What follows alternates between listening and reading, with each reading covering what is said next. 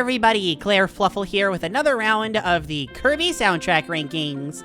This is the last game before the top 10. Oh my.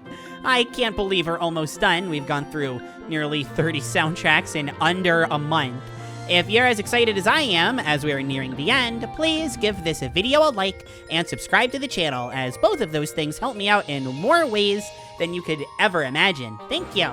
If you're feeling super generous, you can also check out my Patreon, link in the description, for nifty perks, including 2-day early access to all of my videos, including the soundtrack rankings. Special thanks to my ever-wonderful head-patting Fluffle fan patrons, Biohazard, Furiel, Tyke, Jane, and remember, Miss K says, "Happy birthday, Jason!" I love you guys! Alrighty, so what game are we doing to round out the not top 10? God, not this game again. To be clear on this one, I don't dislike the game or the soundtrack. We're at number 11 and I didn't like the music. I'd kind of be in trouble. I just tend to get a lot of disagreements with my thoughts on this one. And that's fine. I don't want to force everybody to think the same thing. Don't pair it. But it's just a bit more hectic than usual when I talk about this game. And once again, as you can tell, I'm ranking it below the original. I got some splaining to do, but I really do want to preface before anything that I love the music here. We'll get into specifics as we go along, but Return's music is so naturally good that simply having most of these tracks, and they actually count, virtually nothing was unchanged from the original, so I'm including them all, is gonna rank it at a higher spot. But what changed about these tracks compared to Return? Ooh, I like that one. I'm gonna call it that from now on. Unlike Nightmare and Superstar Ultra, there isn't an entirely different quote-unquote sound font to these. Wii Music and Switch Music are capable of largely similar things, so the music can sound very similar sometimes. And in fact, if I were to show you an average Return Deluxe track, you may not even be able to tell the difference between it and the original.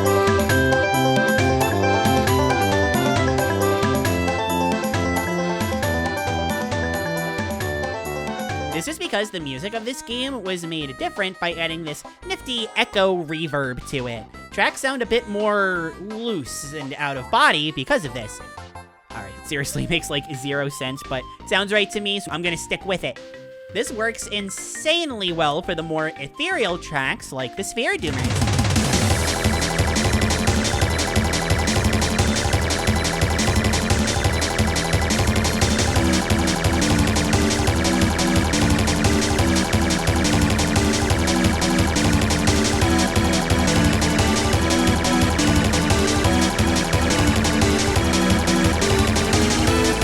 Sounds like you're in space or something, battling an unknown enemy in an unknown territory. And don't get me wrong, that's definitely what the original was going for as well, but the echo changes everything. It just makes the track so much neater. This is, however, a minority example, as most tracks wind up sounding pretty much the same. To have a little fun, we're gonna give an example of each of the 3 different quote-unquote grading scales. Better, worse, and nothing. We'll do another good example first, and talk about Exotic Pyramid, some good old-fashioned Raisin Ruins music.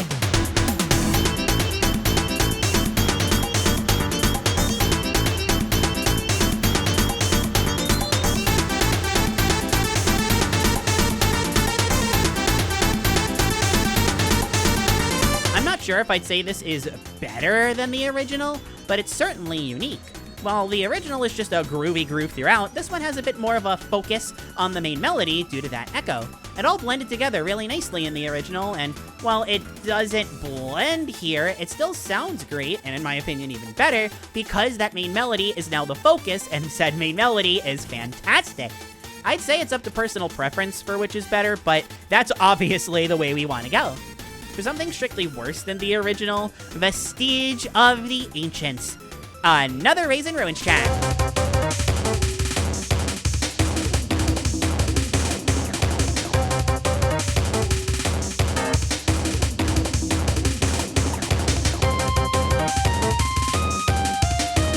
This one just sounds poorly recorded. I feel like if I close my eyes, I could literally envision how poorly the recording environment around it is. Like they were recording music in a bathroom or something like that. This kind of echo just sounds amateurish, and I'm really not a fan. As for one that sounds basically the same, boy, I've really got my pick of the lot here, but to keep it consistent, we'll go with Sandy Wilds from Raisin Ruin.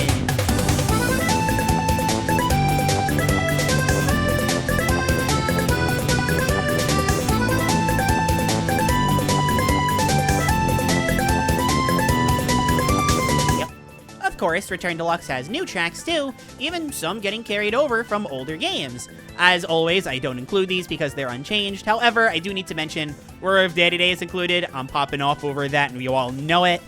Although, I will also add they could have also used Daddy Destroyer Z, and that would have given Battle Royale a chance to shine a little bit. And I want to see Battle Royale shine because I love that game. Back to Return Deluxe, though, the real new excitement comes from Magoland Epilogue, which is filled to the absolute brim with new tracks. Some fantastic remixes, too. I am a particular big fan of the boss remix that plays when you fight the Burning Fish. I don't actually remember his name off the top of my head, so I'm going to be calling him the Burning Fish from now on. You're welcome.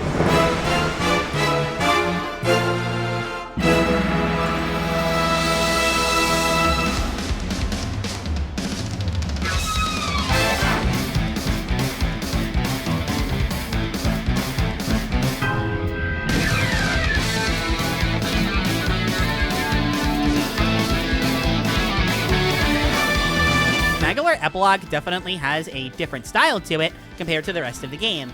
It's much less focused on creating that Return to Dreamland style and going for something all its own. Listen to any of the base game's hub tracks and then listen to Magoland Epilogues, and you'll see what I mean.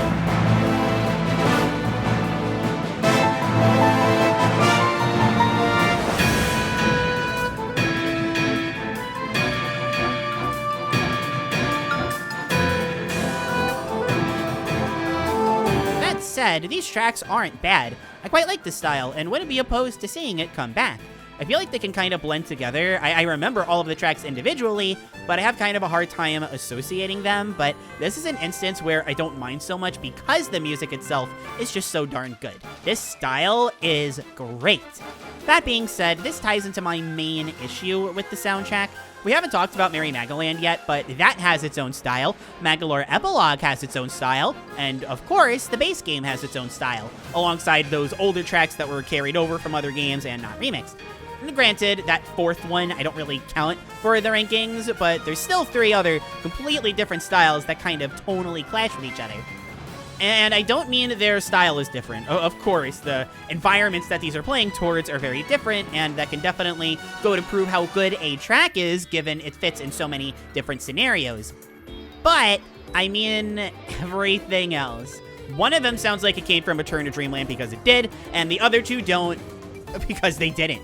And that's my issue, one that so many remakes that don't go for a completely different style altogether suffer from. This isn't an issue with Nightmare and Superstar Ultra, because everything was changed from the ground up. Stuff like Masked Day and Galactonite in Ultra may not fit with the classics from the Super Nintendo version like Gourmet Race and Great Cave, but the DS versions of Gourmet Race and Great Cave? Perfect, they fit great together. This feels like a bunch of time passed and the composer's style changed, and they stick out like a sore thumb. It isn't terrible, I still love basically all of these tracks, but it's really noticeable. There is one major part of the game left to talk about, though. Something I've been fairly vocal about in the past. It's not going to be pretty. And that is, they changed 1 microsecond of one of the tracks if you listen to it in 3/4 reverse speed. This game is horrendous. It is the worst game in the series. Outside of the excellent speedrun, I've been very, very harsh on Merry Magoland in the past. We all know why, so I won't blabber on about it, but I've never talked about the music. So what are my thoughts on it? And to be honest, despite everything, basically all of my favorite new tracks and remixes in Return Deluxe all come from here. Seriously, it just frustrates me even more now that the potential of this mode was completely wasted. Not only can it honestly be fun, but the music, oh, it's so good. For starters, this may actually be my favorite hub track in the entire game.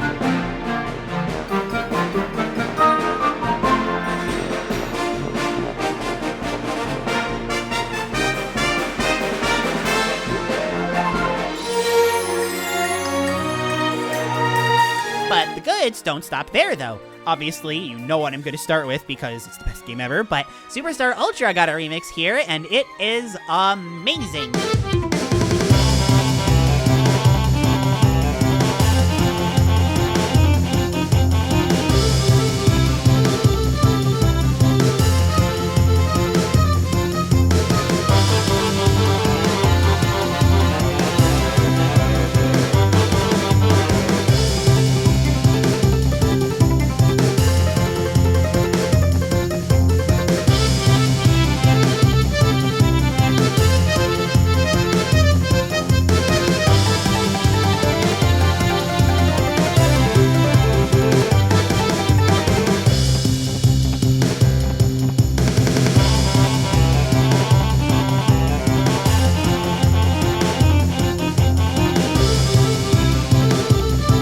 Is my favorite Kirby minigame from Superstar Ultra, a game with some of the best minigames in the series as is.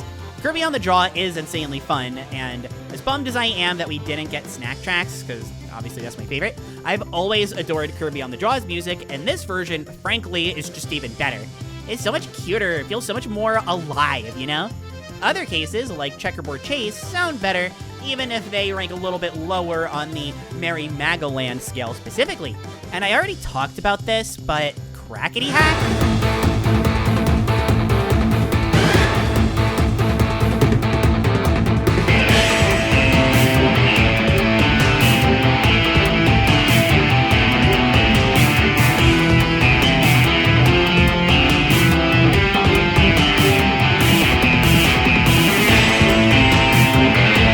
What it got is just so funny. It went from being a regular banger on the GBA to this insanely intense why is this in a minigame attraction headbanger, and it cracks me up every single time.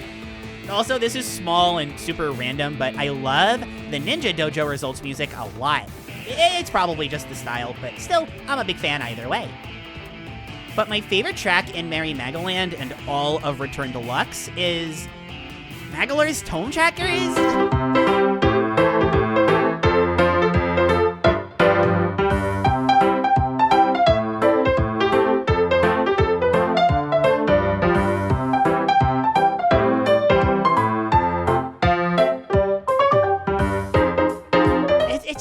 It's so cute.